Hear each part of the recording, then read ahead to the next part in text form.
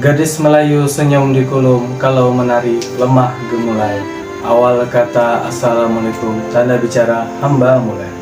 Assalamualaikum warahmatullahi wabarakatuh.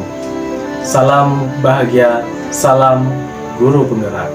Perkenalkan, nama saya Zulfitrian, CGP Angkatan 6, asal Kabupaten Lingga, Provinsi Kepulauan Riau. Pada kesempatan yang berbahagia ini, saya akan mengulas modul 1.2.A.3 berkaitan tentang mulai dari diri. Dalam hal ini saya memiliki fasilitator, yaitu Ibu Eli Indartini, dan pengajar praktik saya yaitu Ibu Sri Mujianingsih. Pada kesempatan kali ini saya akan membahas berkaitan tentang diagram trapesium usia. Nah, pada trapesium usia ini mulai dari titik 0 tahun sampai 22 tahun itu adalah masa-masa saya mengenyam pendidikan, mulai dari tingkat SD, SMP, SMA hingga bangku kuliah. Dan pada tahun-tahun tersebut saya pastinya memiliki peristiwa-peristiwa, yaitu peristiwa negatif maupun peristiwa positif. Yang beberapa hal yang saya ingat, namun saya akan mengulas satu di antara kedua kegiatan tersebut, yaitu peristiwa negatif yang terjadi pada usia saya yang ke-14 tahun dan peristiwa positif yang saya alami pada usia saya yang ke-18 tahun. Nah, saat ini saya menginjak usia ke-30 tahun, yaitu pada masa usia saya bekerja saat ini. Selisih antara usia saya sekarang dengan peristiwa negatif itu yaitu selisihnya sekitar 16 tahun, dan selisih antara umur saya sekarang dengan peristiwa positif itu yaitu 2 tahun. Jadi jaraknya lebih kurang antara 12 dan 16 tahun. Nah, selanjutnya yaitu saya akan mengulas berkaitan tentang peristiwa negatif. Nah, peristiwa negatif yang saya tuliskan pada diagram trapesium usia yaitu saat saya berusia 14 tahun, satu hal negatif yang pernah saya alami dan masih saya ingat sampai sekarang adalah ketika saya duduk di bangku sekolah menengah pertama. Saat itu saya dilempari penghapus hingga kursi oleh guru komputer saya yang bernama Bapak. Karena saya mengetik papan ketik melewati batas instruksi yang beliau berikan. Nah, ketika itu saya mengetik-ngetik identitas diri saya mengetik biodata saya. Namun ketika itu saya mencoba memodifikasi tulisan-tulisan itu sehingga lebih menarik. Namun menurut beliau, saya itu melampaui batas instruksi dari beliau, sehingga saat itu saya dilempari penghapus. Nah, selanjutnya, peristiwa serupa saya juga alami dari orang yang sama. Ketika itu saya berlarian menuju ruang lab komputer, namun saat tiba di depan pintu saya dilempari kursi oleh beliau. Entah mengapa, saya pun tidak tahu sampai saat ini alasannya kenapa saya dilempari kursi, dan juga bukan saya saja yang mengalami, tetapi banyak juga di antara teman-teman saya yang mengalami hal serupa. Nah, saya berpikir mungkin ketika itu komputer adalah barang mewah di sekolah saya pada saat itu. Jadi saya merasa bahwa tindakan guru ini mungkin benar, tetapi tidak pada tempatnya atau tidak pada porsinya. Memang pada saat itu komputer adalah barang mewah atau barang yang cukup langka, sehingga harus menjaga dengan hati-hati, sehingga saya pun berpikir bahwa mungkin beliau melakukan itu demi menjaga barang-barang tersebut. Namun akibatnya karena dulu saya masih kecil, masih tahap-tahap usia remaja, jadi saya merasa bahwa akibatnya itu saya jadi trauma, kemudian saya menjadi kecewa, kemudian marah pada saat itu. Nah, sehingga saya menjadi tidak mau lagi melanjutkan minat saya terhadap dunia komputer atau dunia IT, karena tadi saya mendapatkan perlakuan-perlakuan yang tidak sepantasnya, sehingga saya lebih sering membolos pada jam beliau, dan juga saya menjadi tidak suka dengan hal-hal yang berkaitan komputer karena memiliki trauma tersendiri terhadap komputer karena adanya kejadian-kejadian tersebut. Nah, ternyata kejadian itu juga tidak hanya saya yang alami, orang-orang yang terlibat dalam kegiatan itu juga banyak dalam kejadian itu. Di antaranya teman-teman saya sendiri.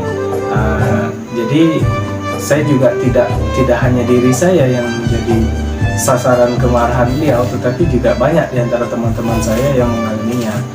Dilempari penghapus, dilempari spidol, dilempari kursi, bahkan mencaci maki, nah dan lain-lain sebagainya, sehingga di situ tidak hanya saya aja, tapi juga banyak teman-teman yang mengalami itu gitu.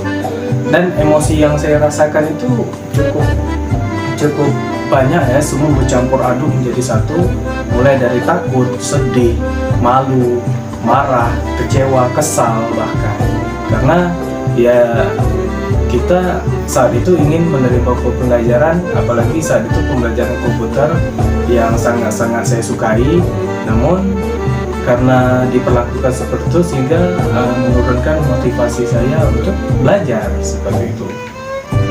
Nah, selanjutnya saya akan membahas berkaitan tentang peristiwa positif. Nah, peristiwa positif yang saya tuliskan pada diagram trapesium usia yaitu saat saya berusia 18 tahun. Nah, saya selalu senang dengan pelajaran biologi. Entah kenapa mata pelajaran tersebut menjadi mata pelajaran favorit saya waktu itu. Nah, guru saya yang bernama Ibu mampu memberikan materi yang sangat apik sehingga saya merasa tidak memiliki beban untuk mempelajari materi ini, karena tuntutan-tuntutan dari beliau itu tidak nampak, sehingga saya tuh enjoy, relax untuk dalam menerima pembelajaran dari beliau. Nah, dengan bawaan yang santai namun sedikit cowboy dalam tanda kutip, yaitu cowboynya beliau ini dia mampu berbaur ataupun mampu bergaul dengan kami yang notabene selisih jarak umur kami yang jauh berbeda. Jadi beliau mampu mengadaptasikan diri beliau terhadap lingkungan kami. Maka beliau pun mampu mentransfer materi dengan bahasa yang mudah diingat dan juga menyesuaikan dengan bahasa yang sesuai dengan usia kami seperti itu. Walaupun biologi memiliki istilah-istilah asing, akan tetapi membuat kami menjadi tidak mau belajar, tetapi bahkan dengan hal-hal asing itu beliau memberikan motivasi kepada kami, dorongan juga, sehingga kami tetap menghafal, semangat dalam menguasai istilah-istilah bahasa asing tersebut. Jadi ya itu tadi tidak menghambat kami, walaupun banyak istilah-istilah asing yang harus kami hafal dan kami pahami seperti itu. Jadi saya merasakan sangat senang dalam pembelajaran tersebut, sehingga saya juga menjadi semakin kuat motivasi saya ingin menjadi seorang guru, karena dengan melihat beliau mengajar, saya ingin menduplikasikan hal-hal baik yang beliau terapkan di pembelajaran ke kelas atau ke anak-anak didik saya nantinya seperti itu. Nah, orang-orang yang terlibat dalam peristiwa positif ini juga banyak, jadi tidak hanya saya, juga ada beberapa teman, bahkan mungkin satu kelas kami ya, kelas IPA waktu itu adalah mendapat perlakuan beliau tuh yang sama gitu. Jadi beliau juga tidak mendiskriminasi kami, beliau juga memberikan materi dengan seutuhnya kepada kami semua, mana yang kira-kira belum paham ataupun mana siswa yang lambat, beliau tetap sabar mentransfer ilmu beliau, sehingga yang saya rasakan juga sama dengan yang teman-teman saya rasakan. Emosi yang saya rasakan waktu itu juga senang, kemudian kagum kepada beliau, bangga, semangat, kemudian bahagia juga, karena memang itu tadi bahwa pembelajaran yang beliau lakukan itu membuat saya itu tidak beban untuk berpikir kritis gitu, walaupun ada beberapa pertanyaan yang memancing pemikiran kami untuk berpikir, wah ini seperti apa ya, tapi itu membuat kami menjadi lebih semangat dalam mencari jawaban seperti itu. Nah, selanjutnya yaitu berkaitan tentang dampak emosi apa saja yang saya rasakan hingga sekarang. Nah, dampak emosi yang saya rasakan hingga sekarang adalah pertama, peristiwa negatif, yaitu saya menjadi sangat kecewa ya, karena memang waktu itu saya sangat senang dengan dunia komputer, tapi mendapat perlakuan yang demikian membuat saya tidak mau untuk mengikuti itu. Jadi menurunnya motivasi saya dalam mengikuti pembelajaran itu. Kemudian dampak yang peristiwa positif yaitu saya menjadi sangat semangat untuk belajar, kemudian juga berproses, menjadi semangat untuk menjadi seorang guru, karena dengan melihat beliau saya semakin kuat motivasi saya ingin menjadi seorang guru. Selanjutnya yaitu mengapa momen yang terjadi di masa sekolah masih dapat saya rasakan dan dapat mempengaruhi diri saya di masa sekarang. Karena momen yang saya alami semasa sekolah itu masih saya rasakan dan terbayang di kejadian tersebut. Karena ingatan yang saya miliki, yang ada dalam otak saya juga merekam sangat jelas kejadian-kejadian tersebut, peristiwa-peristiwa tersebut. Karena ingatan memiliki kesan yang sangat mendalam pada diri saya, sehingga peristiwa baik itu hal yang menyenangkan maupun hal yang menyedihkan terekam sangat jelas dalam memori saya. Nah, pelajaran hidup apa yang saya peroleh dari kegiatan terapi usia dan roda emosi? Nah, terkait peran saya sebagai seorang guru terhadap peserta didik saya, bahwa setiap perkataan, perilaku, dan tindakan guru terhadap muridnya berpengaruh terhadap emosi dan pikiran muridnya. Setiap tindakan yang dilakukan guru akan terekam jelas dalam ingatan murid. Maka dari itu, saya selalu berusaha untuk tidak menduplikasi hal-hal buruk yang pernah dilakukan guru kepada saya. Saya akan berusaha menduplikasi hal-hal baik yang pernah diterapkan oleh Bapak Ibu guru sewaktu mengajar saya. Seorang guru harus berupaya memberikan teladan yang baik, membangkitkan semangat, dan memberikan dorongan kepada murid untuk tumbuh dan berkembang menjadi pribadi yang bermartabat. Selanjutnya yaitu berkaitan tentang kata-kata apa yang bisa saya rangkai dari guru, murid, peran, dan makna. Saya membuat kutipan yaitu guru dan murid harus saling berkolaborasi untuk bisa menciptakan pengajaran dan pembelajaran yang lebih bermakna. Guru memiliki peran dalam menuntun murid sehingga membawa murid kepada kebahagiaan dan keselamatan. Nah, itu adalah kutipan yang saya buat berdasarkan dari guru, kemudian peran, kemudian murid, dan makna. Selanjutnya, apa nilai-nilai dalam diri saya yang membantu saya menggerakkan murid, rekan guru, dan komunitas sekolah saya? Nah, nilai-nilai yang saya miliki itu diantaranya adalah sikap mandiri, kemudian reflektif, kemudian kolaboratif, inovatif, dan support system. Dan apa peran yang saya mainkan dalam menggerakkan murid, rekan guru, dan komunitas saya?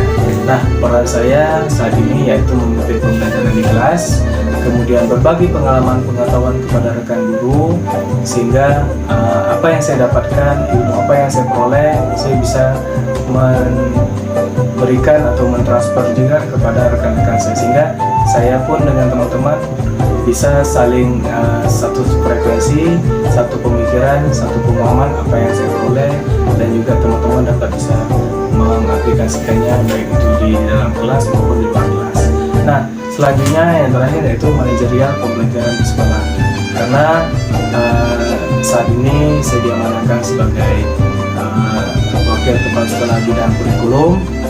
Jadi bagaimana saya harus manage pembelajaran di semua mata pelajaran yang ada di dalam sekolah itu, di dalam lingkungan sekolah itu, dan juga bagaimana harus mengatur sehingga pembelajaran di sekolah harus saling keterkaitan, harus memberikan kebermaknaan kepada murid, dan juga dalam bentuk administrasi saya akan rekan-rekan untuk bisa mengaturnya dan membuatnya sesuai dengan tuntutan kurikulum yang kami laksanakan seperti itu. Nah, pemaparan saya berkaitan tentang diagram transmisi usia, dan juga berkaitan tentang hal-hal negatif positif apa yang saya alami di masa lalu dan masih ingat terekam jelas di masa sekarang, sehingga saya tidak akan menduplikasikan hal-hal buruk itu dan akan memberikan hal-hal praktik baik kepada murid saya. Nah, demikian pemaparan saya. Karena di awal tadi saya buka dengan pantun, maka saya tutup pula dengan pantun. Sungguh enak buah serikaya, enak dimakan dengan selasi. Sampai di sini presentasi dari saya. Cukup sekian, terima kasih. Assalamualaikum warahmatullahi wabarakatuh. Salam guru penggerak.